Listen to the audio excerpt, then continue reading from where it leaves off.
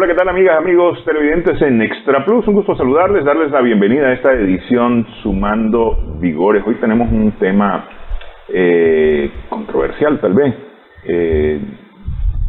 muy actual, de mucha necesidad, porque se trata de poder identificar para poder tomar acciones. Estamos hablando de las adicciones.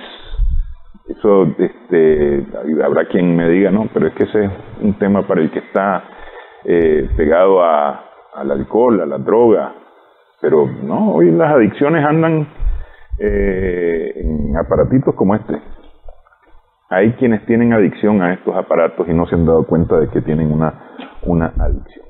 Para hablar un poco de esto, estamos con un experto en el tema porque lo ha vivido en carne propia. Actualmente es coach, motivador, donde puede dar su testimonio,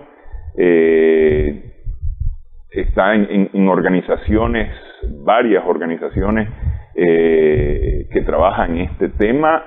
En una de ellas él encontró la ayuda necesaria para poder salir de sus adicciones. Estamos con Javier Díaz Lacayo Ugarte. Muchas gracias por estar con nosotros. Muchas gracias a vos, Néstor, y yo quisiera aprovechar, agradecer el espacio y dedicárselo a la memoria de tu mamá. Doña Olimpia había hablado conmigo de hacer un programa hace como unos 5 años.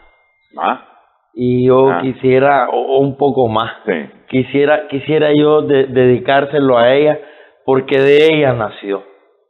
Porque es un tema que tiene competencia, lo explicabas en cuanto a cómo saber descubrir si tengo un adicto cerca de mí, si yo soy un adicto. Yo quisiera, después de agradecer, tratarle de explicar a tu televidencia que hay 3 argumentos desde los cuales se puede abordar el tema y que son obligados dividirlos. Primero es el fenómeno de la adicción, que es una enfermedad. La Organización Mundial de la Salud la reconoció después del acierto del enfoque que Alcohólicos Anónimos descubrió hace 80 años. Alcohólicos Anónimos fue denominado la maravilla del siglo XX y a partir de ahí se cambió el estigma social, religioso y médico que se le asignaba a la enfermedad y se le atribuyó uno único. Primero, la adicción. Segundo, el adicto, la persona, el individuo, las características de la enfermedad en el individuo y el choque con su personalidad básica, los temperamentos natos, el entorno social y la cultura aprendida. Y finalmente, el sujeto a la adicción. Se dice que somos adictos a personas, a lugares y a cosas. Entonces podríamos hablar de la enfermedad, del enfermo y con lo que interactúa el enfermo. ¿Qué sería su entorno al final de cuentas? Bueno. ¿Qué sería su entorno? ¿Qué sucede básicamente con la interacción del entorno? El ser humano, a través de sus sentidos, tiene percepciones del entorno. Esas percepciones le dan una asociación. Se dice que en la memoria emocional o en la memoria afectiva tenemos grabados pares ordenados, estímulo-respuesta. En la interacción de la persona con el entorno, el estímulo tiende a tener una respuesta. En la interacción del entorno con un adicto, cualquiera que sea el estímulo, tiende a tener la misma respuesta. Es por eso que la enfermedad de la adicción está asociada a la obsesión, a los pensamientos recurrentes. Al optar por 2 o 3 rutas de las millones posibles del campo eléctrico del cerebro y sus asociaciones. Mira, en psicología, más recientemente, ya no hablan de las adicciones, sino que hablan de las dependencias. Sí. Hablan de las dependencias que al final de cuentas hacen que la persona no pueda ser por sí misma si no tiene de lo que depende. Sí. Y entonces, y ahí eso abre una gama, lo cierto es que abre una gama, por eso yo decía, es un tema tan amplio, que abre una gama de dependencias, porque vos podés depender ciertamente, digamos, de lo que tradicionalmente se ha dicho que son las adicciones, el alcohol, las drogas, de repente el trabajo, ¿verdad? Pero puedes depender de una persona, puedes depender de la tecnología, puedes depender de la televisión, puedes depender, no sé, de cierto comportamiento. De un alter ego. Uh-huh. Podés depender de cómo quiero que me miren, o podés depender de cómo quiero verme, sí. o podés depender cómo siento que me ven, de tu alter ego. Es un poquito más irracional ese campo, ya vamos a llegar ahí, porque dentro de la capacidad que tiene el cerebro, y hablando psicológicamente y acertando tu aporte respecto a la dependencia, es que en el cerebro tenemos un centro de recompensa y un centro de placer. Uh-huh. Aquel que dice, vamos a detener la función cerebral en cuanto a ordenar la emisión de sustancias naturales del cerebro que hacen un balance de endorfina, de adrenalina, de serotonina, de dopamina y otras propias del cerebro que te crean un ciclo de motivación o un ciclo de una etapa de homeostasis, que es una etapa de satisfacción, la creación de una dependencia, un estado de tensión, la acción que busca cómo satisfacerla, la satisfacción en sí, el placer de realizarla y otra vez volver a estar en un ciclo normal.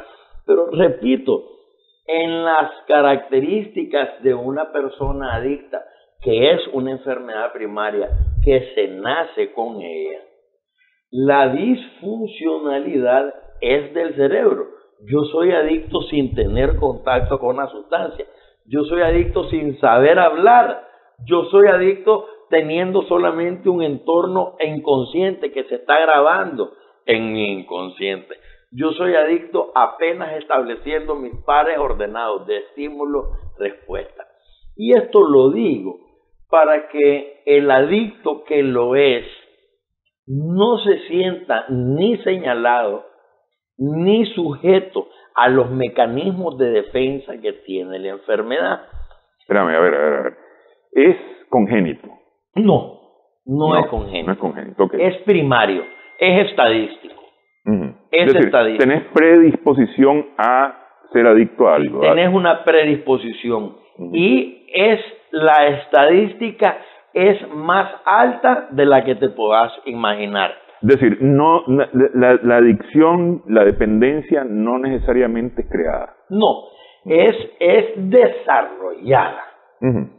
La adicción o la dependencia es qué variedad de recursos en mi actividad cerebral puedo yo almacenar como satisfactorios.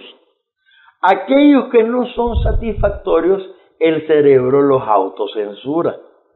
Aquellos que son satisfactorios, el cerebro crea tendencias. Y todo eso es positivo. Por eso ha evolucionado el ser. ¿Qué es lo que sucede?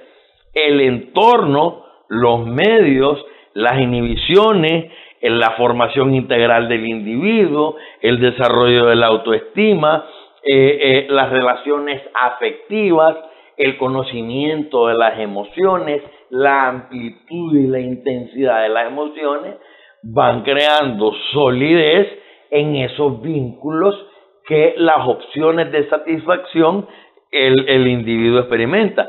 Pero si son frágiles la contribución a la autoestima, si son frágiles las contribuciones al afecto, si son frágiles las contribuciones a la aprobación, seguramente se van a ir reduciendo las capacidades de satisfacción y el individuo al verlas reducidas se queda con mínimas, con básicas, peor aún si es adicto. O sea, por eso quería agregar que lo interesante de abordar el tema desde las tres perspectivas es que cuando hablemos de las tres soluciones, hay una solución que va a abarcar a personas que no nacieron adictas, que no desarrollaron adicciones, pero que sí tienen problemas de personalidad y de satisfacción. Ok, la autoestima es fundamental. La autoestima es fundamental porque cada vez que se ejercita, que se estimule la autoestima, hay mayor producción de serotonina y endorfina, que son los placeres. Entonces, pero no necesariamente te llevan a una adicción. No. Es decir, ¿habrá alguna proporcionalidad entre autoestima y no adicción? Es decir, entre más alta autoestima, menos adicción. Es que es inversamente proporcional. Okay. Es inversamente proporcional.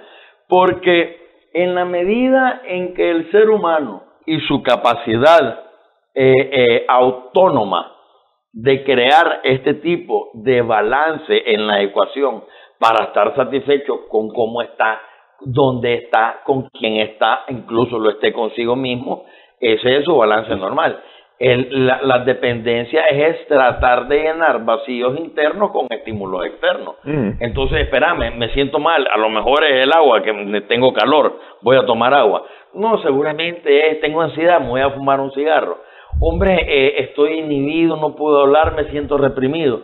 Entonces, a una situación de prueba y error, el individuo y el adicto, o sea, una persona, empieza a tener interacciones con estas dependencias y poco a poco empieza lo que yo de manera personal denomino el secuestro. Ahí quisiera darte un pequeño testimonio. Espera, vamos a dejar el testimonio para después de una pausa. Okay. Vamos a regresar. Estamos conversando con Javier Díaz Lacayo Ugarte.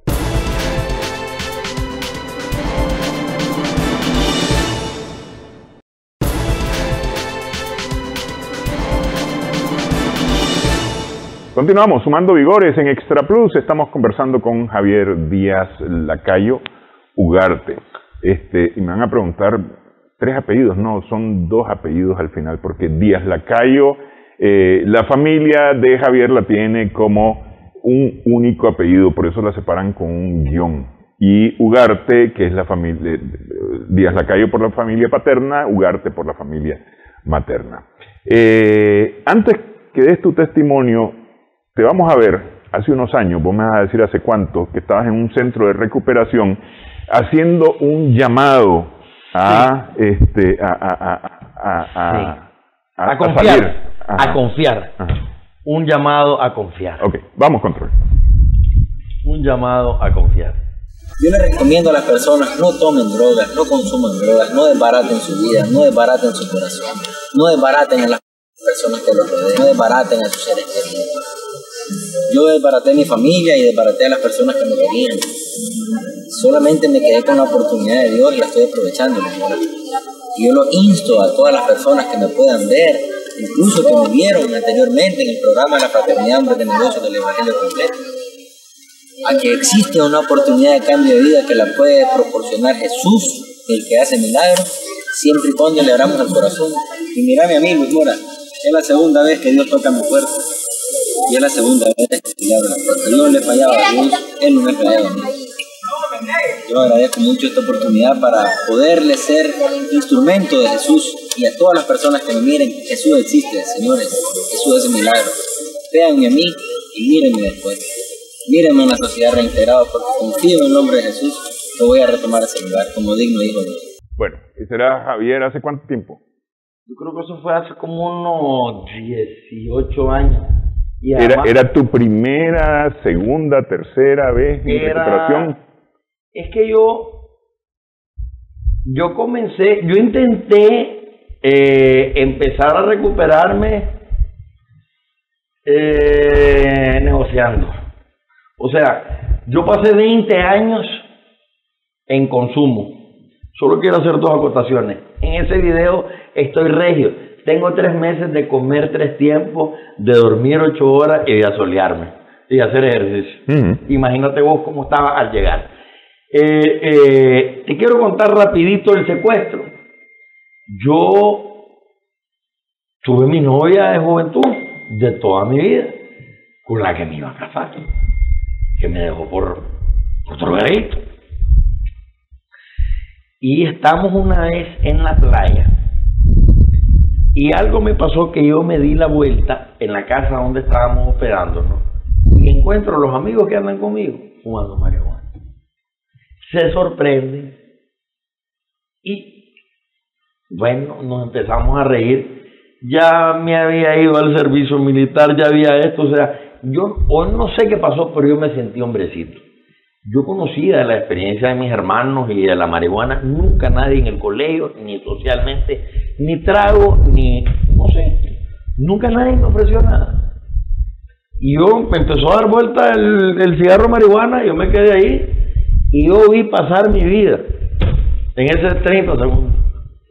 Me fumé el cigarro, me dijeron, cuidado, puede ser que la primera vez no te dé efecto por miedo, pero a mí sí me dio efecto. Y me fui en la playa y empecé, usted decía que me gustaba la astronomía y le empecé a decir, mira, esa es tal estrella. Unas eran de verdad, otras eran inventos. Pero los inventos, me gustó escucharme a mí mismo. Con tu sapiencia. Mi sapiencia y mi mentira. Y dije yo, me escuchó, sabio. Este es un churro astronómico. Y entonces compré la mentira de que el churro trae un chip de información que a mí me hacía falta. Al día siguiente me fumé el churro biológico. Qué linda la estrella de mar, qué linda la arena, cómo se mueve, parece que cada una tuviera su propia personalidad. ¿Ves? El churro biológico, como que si había una sensibilidad con la naturaleza que el churro tenía y a mí me hacía falta. Lo mismo para ir a jugar frontón, lo mismo para ir al cine, lo mismo para esto, lo mismo para lo otro. Fui dándole atributos, fui dándole culto, fui desprendiéndome de mis atributos personales y dándoselos a una sustancia. Eso evidentemente era un reflejo de una baja autoestima.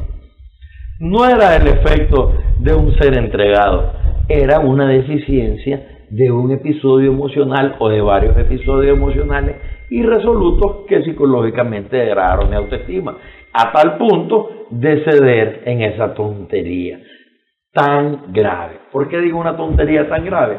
Porque uno cree que la marihuana en ese momento, ahí voy, la enfermedad tiene mecanismos de defensa. El primero es la negación, después la minimización, después la justificación, después la racionalización, después la intelectualización, después la victimización, después la futurización, después la proyección. Y para todas hay la enfermedad utiliza tu racional y tu irracional. Y vos para hacerle frente solamente le podés hacer frente con un racional que está entumido, que está intoxicado. Es por eso que cuando las personas entramos en un proceso de recuperación, lo primero que hay que hacer es suspender el contacto con la dependencia que te tiene afectada la química cerebral para empezar a tener un sano juicio.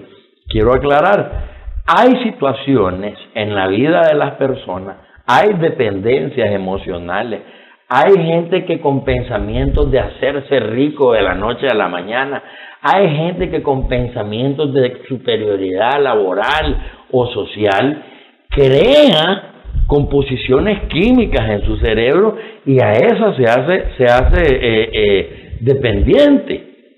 A esa se hace dependiente. Entonces te encontrás con personas ilusas.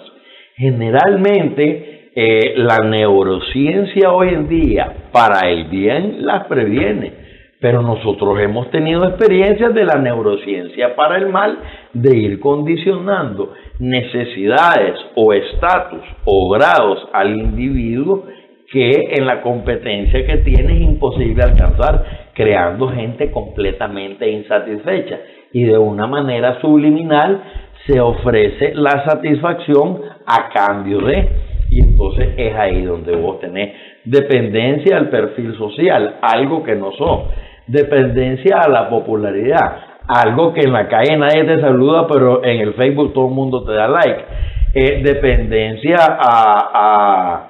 a un estigma de belleza, dependencia a la aprobación, dependencia a un vínculo de poder, dependencia y son dependencias que van sustituyendo.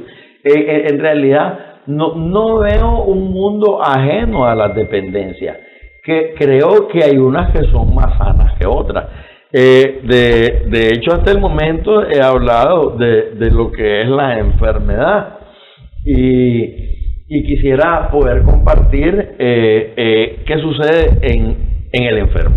Espérame, antes de compartir qué sucede en el enfermo, a ver, hablar del secuestro. El secuestro se produce por un engaño, es decir, vos fuiste voluntariamente secuestrado y te dejaste engañar, y con mucho gusto. Sí. Encontraste el síndrome Helsinki o el de Estocolmo, sí, se llama. Encontraste un placer en ese engaño. Quise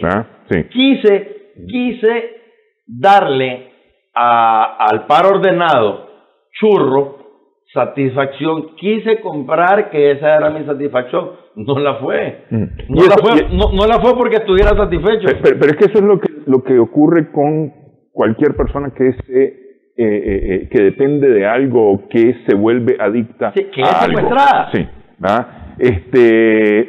pero la persona no sabe.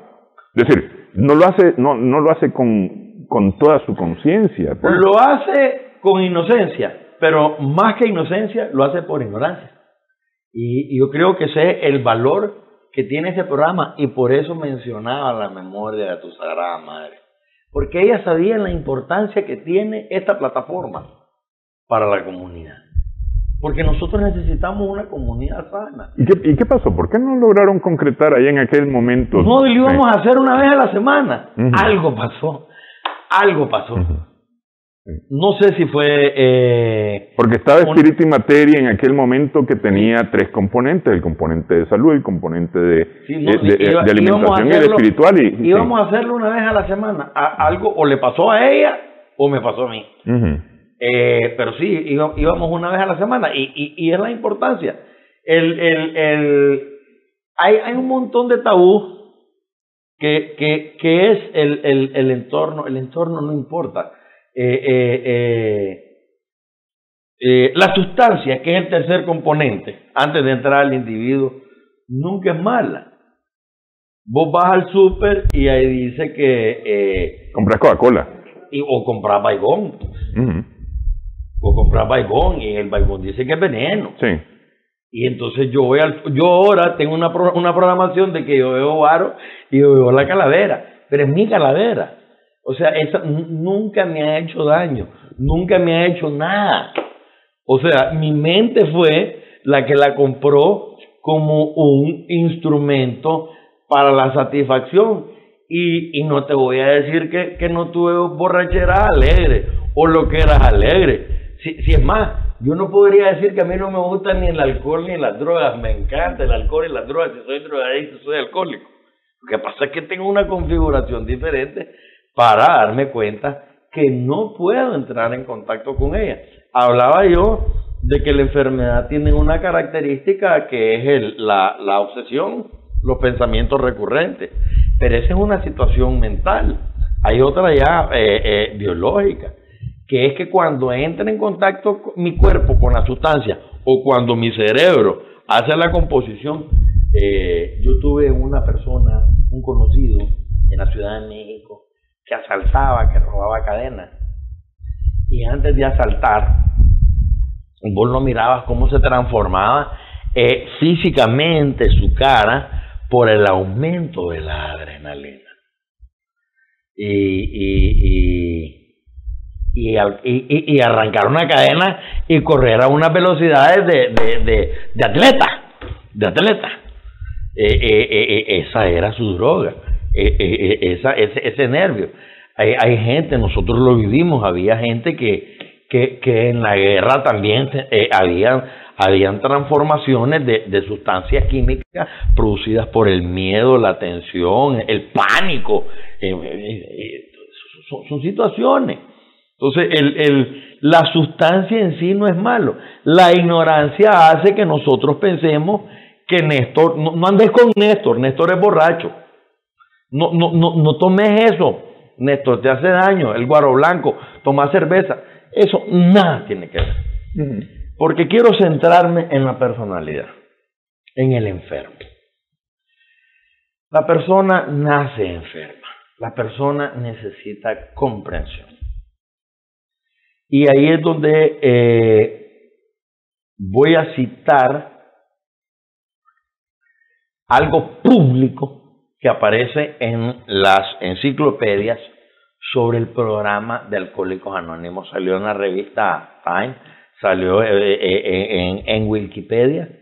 Y si ustedes me preguntan de manera personal qué hago, cómo obtengo información acerca de la enfermedad, vayan a cualquier grupo de Alcohólicos Anónimos. Ellos conocen mejor.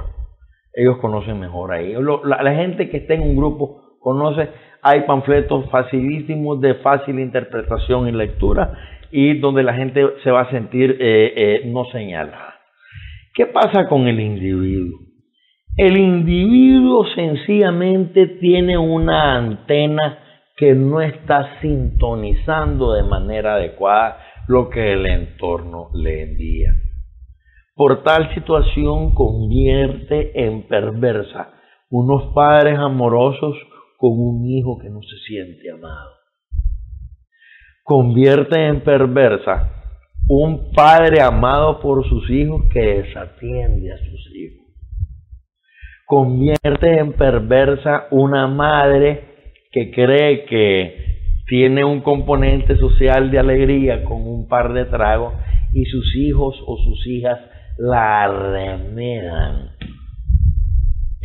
pasada de copas o bajo los efectos de una sustancia o bajo una conducta que no le genera satisfacción e itera. ¿Qué significa iterar? Voy a hacer lo mismo hasta tratar de conseguir satisfacción. Nos pasa a las personas en las relaciones sentimentales, nos pasa en las personas en las relaciones interpersonales. De repente, Néstor, ya no andas con tu amigo aquel, no, andas con otro amigo. Andas buscando que el amigo llene algo que tu receptor no capta. Es como que si yo te pregunte que si ahorita me pudieran estar viendo en vivo en Tegucigalpa, me decís la señal no llega allá, aunque en Tegucigalpa saquen la antena. Y tengo un amigo que se llama Néstor Espinosa en Tegucigalpa. Ah, sí. Tocayo total. Ok, mira, vamos a hacer una pausa. Yo te preguntaba sobre este tema del secuestro porque al final de cuentas no tenés ni idea de que estás secuestrado. ¿Ah? No tenés conciencia de que tenés una adicción. Porque para la persona que es adicta es lo normal, es lo natural. ¿Cómo detectar? ¿Cómo detectar la persona que tiene la adicción y cómo su entorno puede ayudarle a detectar? Hacemos pausa, regresamos en breve.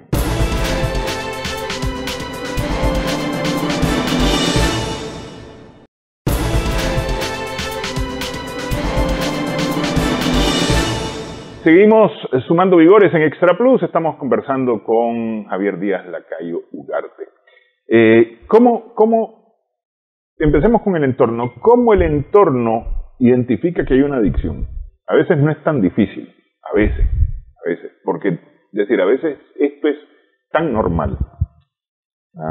entre comillas, que te es difícil. Okay, ¿cómo identificas una adicción, el entorno y luego cómo el adicto ¿Cómo podemos ayudar? Fíjate que dijiste algo antes de que nos fuéramos a la pausa, del secuestro, que es imperceptible. Yo quería agregar que es imperceptible porque el secuestro se vuelve piadoso. Cuando yo empecé a recibir ayuda, y a eso vamos a llegar, me di cuenta que la marihuana para mí, que el crack, que la cocaína, que el ácido, que el alcohol, fueron piadosos para mí. ¿En qué sentido? Yo no quería vivir conmigo mismo y necesitaba escapar. El secuestro fue tan perverso que la cara del secuestrador me la puso en la sustancia. A ver, era una situación que se volvía lo mejor de tu vida en ese momento. Por eso te digo que es lo más piadoso. Sí. Era la ruta al placer. Pero es que todo ese es el engaño al final de cuentas. La perversidad. Está tan bien hecho. Está perverso. Por eso te voy a contar. Hace 85 años, hace 100 años, hay una depresión en Estados Unidos donde la gente no sale ni a la esquina, pero por múltiples razones. Y un montón salieron por las ventanas.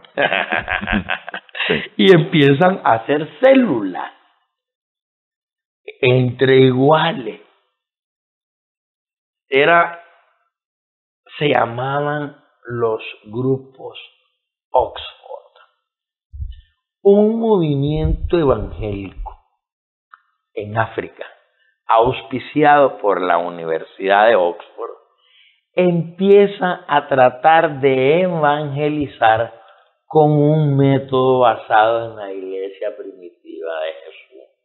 Un tratamiento entre iguales, interdenominacional, mantenido con sus propias contribuciones, estableciendo ejercicios espirituales, la honestidad, la humildad, la meditación, la reflexión, el contacto consciente con Dios, una evaluación de mis condiciones respecto a mi entorno, que es lo que es el inventario moral. Lo moral es lo cultural con lo folclórico, varía en el tiempo y en los lugares, varía geográficamente y varía en las etapas del tiempo. Y con esos recursos empezaron a derribar paradigmas, a mover montañas y a hacer grupos de afinidad. Apartados del pecado, conscientes de la nueva alianza, Jesucristo vino a darnos una nueva interpretación. Llega de regreso ese movimiento a Estados Unidos, le gusta a la gente y se arman 1000 células. De ese grupo nació y perteneció Demo Shakarian, fundador de la Fraternidad Internacional de Hombres de Negocios, y a esos grupos pertenecieron Bill Wilson y Bob Smith, fundadores de Alcohólicos Anónimos. Hay un momento en que la realidad de ellos, pasando de sanatorios a recaídas, cuentan los libros que Bill, cofundador de Alcohólicos Anónimos, estaba en el sanatorio, salió de la puerta, se cruzó de la calle y enfrente vendían cerveza y se fue a picar. Y a mí me pasó 1000 veces eso. Voy a hacer un guión, ando en recuperación, pasé 3 meses en un centro de rehabilitación, mi papá me llevó hasta un queque, me llevaron el día siguiente a traer y a las 2 de la tarde ya estaba drogado y me volvieron a meter otros 3 meses el mismo día. Un secuestro porque mi par ordenado, mi capacidad de respuesta está anclada en la amígdala. Y ahí viene lo que es la personalidad. Daniel Goleman descubre en los 80 que la memoria emocional no solo está alojada en la amígdala, sino que en la corteza cerebral. Y que la característica de la memoria emocional alojada en la corteza cerebral es que es reprogramable. Puedes volver a nacer. Y ese es el despertar espiritual. Después viene Goleman, vienen toditos los que tienen una interpretación, incluso basada en el cristianismo, no en la religión, sino que en el enfoque de Cristo, en tener un ser superior, ajeno a vos mismo. Estoy hablando de Stephen Covey, estoy hablando de John Maxwell, estoy hablando de Miles Monroe, que ese sí tiene libros de visión de reino. Estoy hablando del español Eduardo Punset, tiene un libro exquisito, El alma está en el cerebro, porque evidentemente es en sectores del cerebro por donde las rutas eléctricas deberían de pasar para producirte el placer deseado. Bueno, pero no te vayas tan largo. Glenn Doman, que es el padre de la estimulación temprana, justamente descubrió también eso, de que bueno, vos tenés experiencia en la formación integral, sí. Por supuesto, sé que tenés experiencia. También en mi época, bueno, pues nuestra época, porque somos contemporáneos, era Pierre Ford, el de la educación personalizada. Así es. Era el de la educación personalizada, que era la manera de estímulo. Por eso es que nosotros salimos... Que fue el boom de los 70. Por eso salimos multitask nosotros. Salimos tan acelerados. Pero espérame, nos estamos yendo porque nos fuimos un poquito más adelante. No, estábamos hablando de la piedad de que hay que entender al adicto que sin eso se muere. Pero ¿cómo lo detectás? Decir, ¿cómo lo detectás? Porque es decir, a ver, es normal. Javier... Cambio en su conducta. Espérate, primero un cambio en la conducta. Suspiro, que era como te conocíamos desde chiquito, ahí en Altamira. Suspiro era fiestero, Suspiro era alegre, se echaba sus tragos, pues Suspiro. Normal fumarse un cigarro, pues, qué sé yo qué cosa. Normal. Normal. Okay. Pero ¿a dónde deja de ser normal? ¿Cuándo caes en la cuenta que eso ya no es normal? El secuestro viene, te digo, la enfermedad tiene estos mecanismos de defensa. Yo me acuerdo que cuando yo me fumé el primer churro, además de que, como siempre he tenido atributos de inteligente, porque he gozado de ventajas comparativas en mi formación cultural, social, ideológica, humana, familiar, gracias a Dios, a mi padre, a mi madre, a mi abuela. Hombre, yo empiezo a decir, bueno, si esto me va a dar más conocimiento, está de cachimba. Entonces, por ahí se me fue y de repente empecé a racionalizar. ¿Y cuál era mi racionalización? Yo decía, pero si Dios dejó la marihuana después del diluvio, no puede ser tan mala. Ok, pero espérame. A ver, seguimos hablando de vos, pero yo quiero que vos me ayudes a identificarte fuera de lo normal. Ok. Caracterizando, es que ponía mi ejemplo y está bien siempre. Fíjate que en el tema de la adicción, recordando que es una enfermedad, es la única enfermedad que es autodiagnosticable. Fíjate que yo puedo decir que yo soy adicto, pero yo no puedo decir que vos lo seas, y no por ética, sino porque no me sirve diagnosticarte, porque solamente el autodiagnóstico me permite reconocer mi incapacidad y aceptar la ayuda necesaria. Pero estás secuestrado, estás engañado, por lo tanto hay un momento en que vos no podés identificar eso. Sí, y además necesito que, como cuando el niño tiene la carie y le da miedo el dentista y la máquina que le hace, lo tenés que llevar de la mano. Primero es un cambio en tu conducta. Cambio de hábitos, ruptura de hábitos. Vos todos los días llegabas a comer a la 1 de tu casa muerto de hambre. Ahora o llegás sin hambre o llegás con más hambre. Vos todos los días ya levantado a las 6 de la mañana sin ningún problema y de repente te empezás a levantar a las 9. Vos toda la vida has sido amoroso con tu mamá, ahora le bajas la mirada. O le contestás. Cambio en tu conducta. Cambio de hábitos. Cuando hay un cambio de hábitos es que fue sustituido por otro. Los hábitos no se cambian, los hábitos se sustituyen. Entonces ya está el secuestro. El secuestro ya te lo sustituyó. Solo vos lo sabés. La autocensura te hace creer que no. Como el perro de mi papá. El perro de mi papá mete la cabeza debajo de la cama y cree que está escondido y tiene todo el cuerpo de fuera. O mi hija cuando era chiquita se escondía tapándose los ojos. Y entonces eso pasa con nosotros los adictos.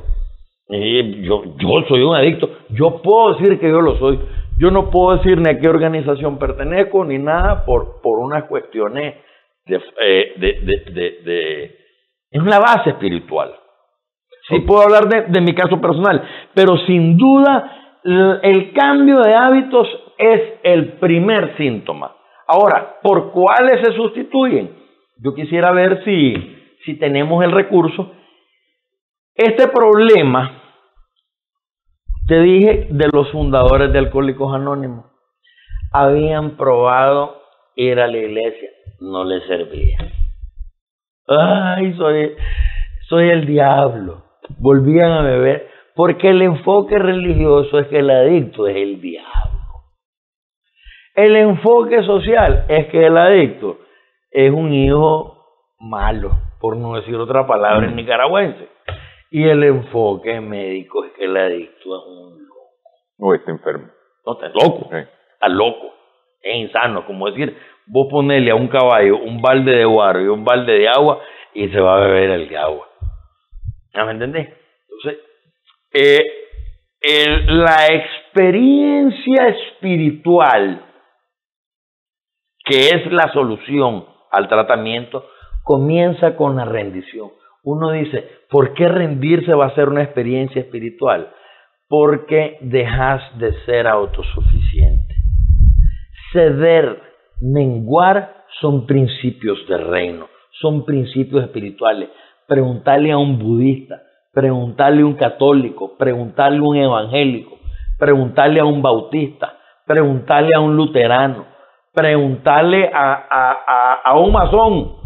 Todo lo que sea menguar eleva el espíritu porque se des la oportunidad que algo más grande que vos, que no sea vos, vinculado con vos, actúe en vos. Entonces, esa primera experiencia que ya la derrota, que es el fondo, que es ya cuando ya se te nota, vos decías, el extremo que se nota, pero yo quiero determinarlo antes. El rendimiento escolar, el rendimiento, la eficiencia. Vos sos un trabajador que trabaja en atención al cliente y antes me daba 20 resoluciones en el día y ahora me hace 5 o de repente me haces 30, pero las 30 mal hechas. La ruptura de las tendencias vale la pena observación. ¿Qué tanto estás permitiendo? Hoy somos expertos en esto. ¡Ay, qué barbaridad! La crisis económica, la pandemia.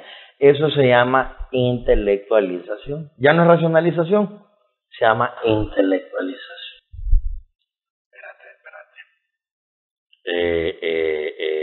No, perdón. Ya no es intelectualización, es racionalización. Espérate. Es que, mira cómo me inhibe. Y empezás a agarrar causas justas para vos que no te conmueve. Algo que pierde el adicto, además de la capacidad de la antena, es la capacidad de conmoverse. Se llama autocensura. Entonces, aquel que no siente por sí, no puede sentir por otro. Yo me iba a casar con esta muchacha y me dijo que ya no nos íbamos a casar y casi me muero. Y yo le dije, pero si yo te quiero. Y me dijo, estás equivocado, ni vos mismo te querés. Y yo creo que ha sido la verdad más dolorosa que alguien me ha dicho. Y la verdad más dolorosa que me ha tocado admitir. Que no lo admitiste en ese momento. En ese momento. Ni en los días posteriores, sino mucho tiempo después. Me tocó sufrir 20 años y sufrir de verdad. Sufrir de verdad. Sufrir un marcado deterioro moral, sufrir enfermedades, me dio tuberculosis, me dio hongo de piel. A mí se me cayeron 2 veces las 10 uñas de las manos y 2 veces las 10 uñas de los pies. Y que bueno, pues que dicen que ya no se regeneran después del hongo de uña. y unas cosas milagrosas. Yo he venido a ser parte de los milagros, Dios sabe por qué. Ok, vamos a hacer pausa. Una última pausa en esta edición. Estamos sumando Igor.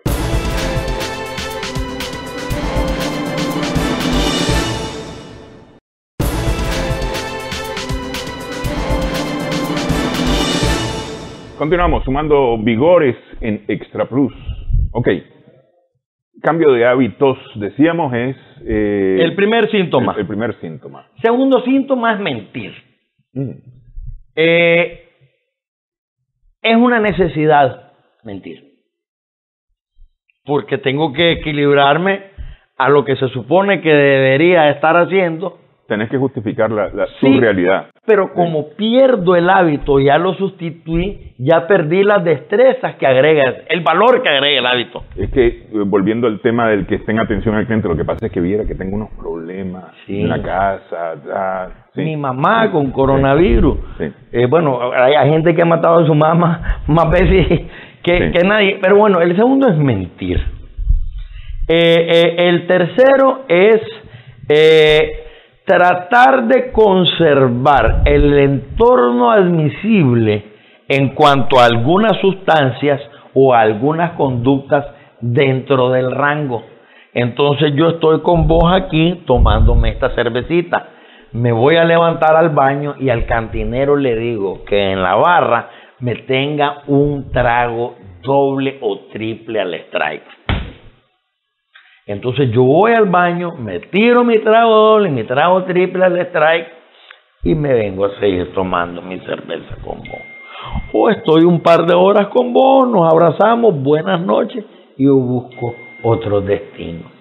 Y entonces estoy 2 horas con nadie, entonces tampoco me quemo de andar en farra. Sí. No me quemo.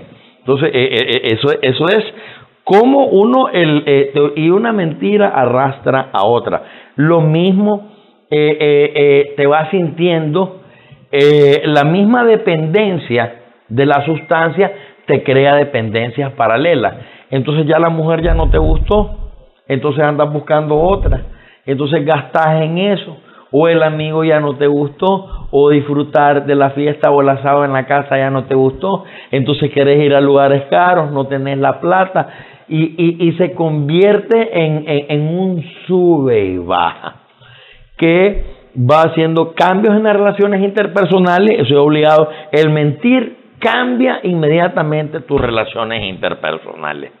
Te declasifica tu entorno social. Andás con amigos que de repente andás con gente con la que nunca hubieras podido andar vos. Y de repente vos has sido de una línea y de repente andás con los que no estudian, cuando vos decías yo no me junto con el que no estudia.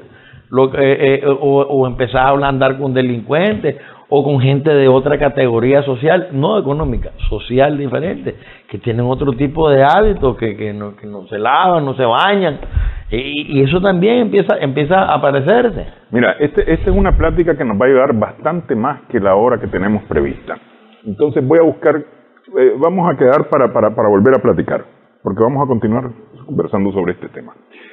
Pero para no dejar esto tan inconcluso, soluciones a la adicción. La primera es reconocerla. Sí. Esa es la primera. Pero la reconoces cuando tenés ayuda. Ayuda oportuna. Ayuda oportuna. Y ahí me parece que hay una cantidad de gente que puede ayudar. Es decir, decíamos Alcohólicos Anónimos, por ejemplo. Esa es una organización que ha sacado por testimonio de centenares, miles de personas. Esa es la función. Ha sacado del hoyo a cualquier cantidad de gente. Basado en ese mismo principio está el Al-Anon. Sí. Que es el mismo programa. Es el mismo programa, lo único que además suma a la familia. Sí. Sin necesidad de que esté el adicto. Sí. Informa a la familia y le da tratamiento a la familia. El adicto enferma a 8 personas. Contagia a 8 personas emocionalmente. La adicción se llama la perversa enfermedad del alma. Ya dijimos que alma es mitad emociones, mitad espíritu. Entonces, ¿cómo se llama el programa de Alcohólicos Anónimos? Se llama programa de Alcohólicos Anónimos. Hay otros que le dicen programa de Narcóticos Anónimos. Hay otros que le llaman programa de Comilones Anónimos.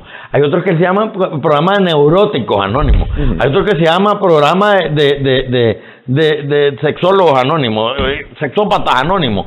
En realidad se llama el programa de los 12 pasos, el programa de Conócete a ti mismo, el programa de acción, el programa de excelencia. Es cierto que uno llega hecho paste, pero los 12 pasos a Alcohólicos Anónimos se le entregó un premio a la Sociedad Norteamericana de la Salud Pública precisamente por ese enfoque, en acertar que se trataba de una enfermedad y no de un estigma religioso, no un estigma mental y no un estigma social, sino algo integral. Y además con una práctica de principios espirituales, es decir, hábitos espirituales que agregan valor. Yo tengo una teoría, estoy haciendo un libro, se llama Principios, Hábitos, Valor.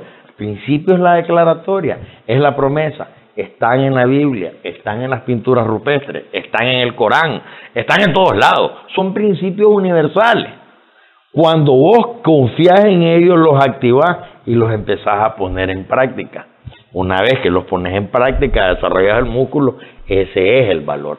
Por ejemplo, el principio de la higiene tiene los hábitos del acicalamiento, la limpieza. ¿Cuál es el valor de la higiene? La salud. ¿Cuál es el valor de la higiene? La autoestima. ¿Cuál es el valor de la higiene? Lo atractivo.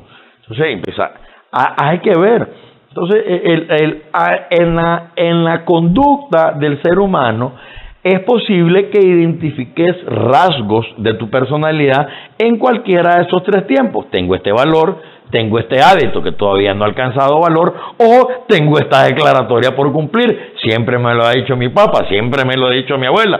Voy a empezar a hacer. No cené, no te levantas, no comas después de la... Ya tenés el principio, no has desarrollado el hábito. Entonces, en la información del ser, más el programa de Alcohólicos Anónimos, el programa te enseña principios espirituales, te acompaña a las prácticas espirituales y te garantiza el cumplimiento de promesas espirituales.